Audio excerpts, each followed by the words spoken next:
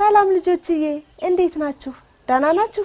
አሚኮ ልጆችን እየተከታተላችሁ ነው? ጎበዞች። በዛሬ አሚኮ ልጆች ዝግጅታችን በእኔ ምርጫ ዝግጅታችን ማለት ነው ልዩ እንግዳ ይዤላችሁ ቀርቤያለሁ ልጆችዬ። ህፃን በእምነት ወጋየሁ ትባላለች። ልጆችዬ በእምነት እጅግ በጣም ጎበዝ ልዩ ተሰጥኦ ያላት ልጅ ናት። እኔ አሁን ከበእምነት ጋር ብሬ ቆይታ የማደርግ ነው የሚሆነው። በእምነት ማናት ምን ልዩ ችሎታ አላት የሚለውን ደግሞ የኔ ምርጫ ስትከታተሉ ታገኙታላችሁ ልጆችዬ። እኔ ከበእምነት ጋር ቆይታ ላደርግ ነው፣ እናንተ ደግሞ በደንብ ተከታተሉ። በእምነት አቤት። ደህና ነሽ? ደህና ነኝ። እስኪ ሙሉ ስምሽን አስተዋውቂን። ስሜ በእምነት ወጋየሁ ይባላል። ክፍሌ ኬጂ2 ነው። እድሜ 5 አመቴ ነው። 5 አመትሽ ነው? የምማረው ደግሞ ሚሊየን ፕሮግረስ አካዳሚ ነው። እሺ በእምነት በጣም ጎበዝ ልጅ ናት። ልዩ ችሎታ አላት አሉ። My name is በእምነት. I am 5 years old. I live in Bardar. I learn ሚሊየን ፕሮግረስ አካዳሚ። ጎበዝ በእምነት። ማን ነው ይሄንን የሚያስጠናሽ? ማን ያስተማረሽ? እናትሽ። እሺ ምን ማድረግ ነው የምትፈልጊው በእምነት? ማጥናት ነው መጫወት ነው? ምን ማድረግ ነው ደስ የሚልሽ የምትወጂው ነገር? እኔ የምወደው ነገር ማጥናት እና መጻፍ። ማጥናትና መጻፍ። ሌላ ደግሞ በእምነት መጽሐፍ ታነባለች። ጎበዝ ልጅ ስለሆነች መጽሐፍ ታነባለች ተብያለሁና እኔ አሁን መጽሐፍ አምጥቻለሁ።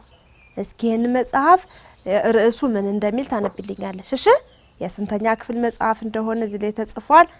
ታነብልኛለሽ አይደል? English for Ethiopia student next book grade 10. ጎበዝ በእምነት ጎበዝ። ጠዋት ከእንቅልፍሽ ተነስተሽ ምንድነው የምትሰሪው? ከእንቅልፍሽ እንደተነሳሽ ውሎሽን እስኪ ንገሪ ለልጆች ምን እንደምታረጊ። ጠዋት ተነስቼ የምሰራው ፊቴ ታጠብና ቁርሴን በልቼ ገሌ ታጠብና ዩኒፎርሜን ለባብሼ ተበትካለ ምግብ ያቋጥሬ ትምህርት ቤት እሄዳለሁ። ጎበዝ በእምነት ትምህርት ቤት ሄደሽ ምንድነው የምታረጊ? እማራለሁ። ሌላስ? እጽፋለሁ። ትጽፊያለሽ? እሺ ሚስ ስታስተምር ትረብሻለሽ እንዴ በእምንዬ? እስኪ እነንም ንገሪኝ። ሚስ ስታስተምር አረብሽም። እሷ ሁሌ ነው የምትሸልመኝ። ትሸልምሻለች? በእምነት ጎበዝ ልጅ ናት። እኔም እኮ ሚስን አግኝቻት በእምነት በጣም ጎበዝ ተማሪ ናት፣ ብዙ ነገር ታነባለች ብላ የነገረችኝ ሚስ እኮ ናት። ጎበዝ። ስለዚህ አሁንም ጎበዝ መሆንሽ መቀጠል አለበት አይደል? ጎበዝ በእምነትዬ።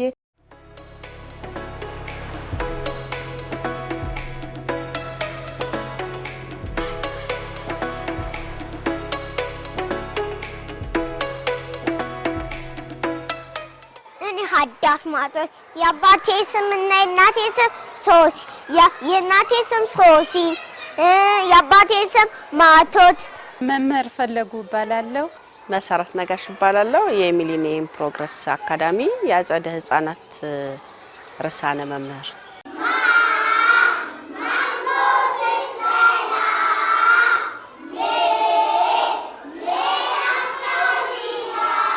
በእምነት ክፍል ውስጥ የምታረገው ሚስ ስሰዳት ቴንኪዩ ሚስ ነው የምንለው። ጽሁፏን አትበላሽ፣ ቆንጆ አድርጋ ነው የምጽፈው። ጎበዝ ጀግና አንበሳ። ደግሞ እኔ እየጻፍኩ ሳለ እሷ ቶሎ ነው የምጨርሰው። እንግዲህ በእምነት ስገልጽላችሁ በጣም በስነ ምግባሯ ምርጥ ልጅ ናት። ታነባለች፣ ትጽፋለች፣ የተረት መጽሐፎችን ሁሉ ታነባለች። በእምነት በትምህርት አቀባበሏ ዙሪያ ላይ ከኬጂ1 ተማሪ ጀምሮ ራሷን ችላ መስራት የምትችል ልጅ ናት። የማንንም ድጋፍ አትፈልግም። እንደ ማንኛውም ተማሪ ክፍል ውስጥ የሚሰጣትን በየዕለቱ ማግኘት የሚገባትን ይዘት ትቀበላለች። ተቀብላ ወደ ተግባር ነው የምትለውጠውና አውቆ የተወለደ ልጅ አይነት ባህሪ ነው ያላት በእምነት። አንዴ የሆነ ተረት እስኪያንብብልኝ ብዬ ስሰጣት እኔ የፈለኩት እያንዳንዱን ቃላት እያነበበች እንድትሄድ ነው እንደ ህፃን ልጅ። ባንዴ እንደዚህ ያየችና በቃሏ ሽምድደዋለች። ከዛ ማንበብ ሳይሆን በቃሏ ተነግረኛለች። አይደለም እኔ እንድታነቢው ነው የምፈልገው፣ ማንበብሽን ቼክ ለማድረግ ነው። እኔ ተረቱን ራሴ ባልሰጣት ከዛ በፊት ለሌላ ሰው በሰጠው ኑሮ አይ ተለማምዳ ሸምድዳው ነው ሌላ ሰው አንብቦላት ነው የሚል ግምት ይኖርሽ ነበር። ነገር ግን ራስ ይዛው ሰጣዋትና ከሁለት ደቂቃ በኋላ በቃሉ አለችው እኔ እንድታነቢው ነው የምፈልግ ስላት አይ አነባዋለሁ እኮ እችላለሁ የምትል በጣም ጥሩ ተሰጥኦ ያላት ልጅ ናት። በትምህርት አቀባበሏ ዙሪያ ፓሮት በቀቀን ወድሻለሁ ቀን በቀን ፓሮት በቀቀን ወድሻለሁ ቀን በቀን እዩት ውበቷን አረንጓዴ ነው አንገቷ ቢጫ ቀይ ቀለም እንደሷ ቆንጆ ወፍ የለም ቢጫ ቀይ ቀለም እንደሷ ቆንጆ ወፍ የለም ፓሮት ተነሺ በየጫካው ስር ደንሺ። ጎበዝ በእምነትዬ በጣም ጎበዝ ነሽ። አንደኛ በእምነትዬ። አሁን ደግሞ ምንድነው የምታቀርቢልኝ? ምን አለሽ? ተረት ታነቢያለሽ? ማንበብ? እሺ። ፓሮት ተነሽ በየጫካው ስር ደንሽ ነው ያልሽ አይደል? አሁን ደግሞ ዳንሰኛዋ ልዕልት የሚል ነው የምሰጥሽ። በአንድ ወቅት በሩቅ በምትገኝ ግዛት ውስጥ ኤላ የምትባል ቆንጆ ልዕልት ትኖር ነበር። ኤላ ተራ ልዕልት አልነበረችም፣ ልዩ ስጦታ ነበራት። በቤተ መንግስቱ ውስጥ በጣም ውብና ማራኪ ዳንስ መደነስ ትችል ነበር። የታሪኩ ትምህርት ታሪኩ ለልጆች ሁለት ጠቃሚ ትምህርቶች ያስተምራል። በመጀመሪያ ብቸኝነት እንዳይሰማት ጥሩ ጓደኛ ማበጀት ያስፈልጋል። ልክ እንደ ልዑልዮ በመጀመሪያ ለመደነስ አይናፋር እንደነበረው ነገር ግን በትንሽ ማበርታቻ ፍርሃቱን አሸንፎ በዳንስ መደሰት እንደቻለ እኛም አይናፋር መሆን የለብንም። ደፋርና ጀግና መሆን አለብን። በጣም ጎበዝ ስላዳመጣችሁ ያመሰግናለሁ። በጣም ጎበዝ። እኔ በጣም ተገርሜያለሁ በእምነትን። አሁን መሳም አፈልጋለሁ። ጎበዝ ክሳሜ አንደኛ በእምነት ጎበዝ። በእምንዬ እንዴት ነው እንደዚህ አድርገሽ ጎበዝ ልጅ ነሽ ማንበብ የቻልሽው? እኔ እሱን መጽሐፍ ማንበብ የቻልኩት እንግሊዘኛ አንዳንዷ እየወጣው ነው። እሱ ግን ስለምችለው ነው። አባቴ እያለማመደሽ ያለማመደሽ። ከየት ነው የምታወጫት አንዳንዷን ፊደል? እንግሊዘኛውን ማነበው አንዳንዷን እያወጣት ነው ብለሽኛል። ከየት ነው የምታወጫት አንዳንዷን ፊደል? ካምሮይ ሌሎች ጓደኞችን ክፍል ውስጥ ያነባሉ እንደዚህ እንዳንቺ? እኔ ራሱ አንብቡልኝ ስላችሁ አንቺ አንበቢልን ነው የሚሉት። ከዛ ታነቢላችኋለሽ። በጣም ጎበዝ ነሽ። ሌላ ምንድነው የምታቀርቢልን? ABCD EFG HIJK LMNOP QRS TUV WXY YZ። ጓደኞች ጋር ስትጫወቺም ጓደኞች ምንድነው የሚሉሽ? ጓደኞች ጋር ስጫወት አንዳንዶች ሂዱ ወደዛ በቃ አልፈልግሽ ነው የሚሉ፣ ግን በአጠቃላይ ሁሉም ግን በጣም ነው የሚወዱኝ። በጣም ይወዱሻል። ለምን የሚወዱሽ ይመስልሻል? በምንዬ እኔ የሚወዱኝ የሚመስለኝ እኔ በእርግጠኝነት የሚወዱኝ በቃ ሁሌ ምንም አልበታችሁም፣ አረብሻቸው አልበታችሁ። ሌላ መጽሐፍ ሰጥሽና ቅድም ምንድነው ያልሽኝ? ፊደሎቹን ጭንቅላቴ ውስጥ አስቀምጫቸው ነው ማነበው እያወጣው ብልሻል አይደል? አሁን ደግሞ ሰጥሽና እንዴት ከጭንቅላትሽ እያወጣሽ እንደምታነቢ አያለው ማለት ነው። መንዝስ ኦፍ ዘ ይር ኢን ኢትዮጵያ ካላንደር ዜር አር 30 መንዝስ ዜር ኢዝ sunshine in all of the months.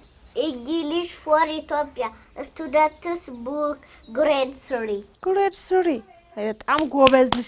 የሶስተኛ ክፍል እንግሊዘኛ መጽሐፍ አነበብሽ። ቀደም ደግሞ ያስረኛ ከዛ ተረት ጎበዝ ነሽ በጣም። እኔ አሁን ገርሞኛል። በምንዬ ምንድነው ስታዲግ መሆን የምትፈልጊው? እኔ መሆን የምፈልገው ዶክተር እና ጋዜጠኛ ነው። አንደኛ ዶክተር የሚሰራው ሰዎችን ማከምና መርዳት፣ ጋዜጠኛ የሚሆነው ደግሞ ማቅረብ። እኔ ደግሞ ዜና አምጥቻለሁ። ታነቢልኛለሽ? ጎበዝ። ሰላም ጤና ይስጥልን። እንደምን አላችሁ? ዜና እናሰማለን። ከዜናዎቹ ጋር በእምነት ወገየሁ ነኝ። አብራችሁ ቆዩ። ህፃናት በጧቱ ተነስተው ወደ ትምህርት ቤት መሄድ እንዳለባቸው ተገለጸ። ተማሪዎች በጠዋቱ ተነስተው ወደ ትምህርት ቤት በመሄድ ትምህርታቸውን መከታተል አለባቸው ተብሏል። ዜናው በዚያ በቃ። ከዜናው ጋር በእምነት ወገየሁ ነበርኩ። ስለዳመጣችሁ አመሰግናለሁ። እነዚህ ሙያዎች ለማድረግ መማር ያስፈልጋል። ልጆች መምህራኖቻችሁን አትረብሹ። ኧረ በጣም ጎበዝ፣ በእምነት በጣም ጎበዝ ነው።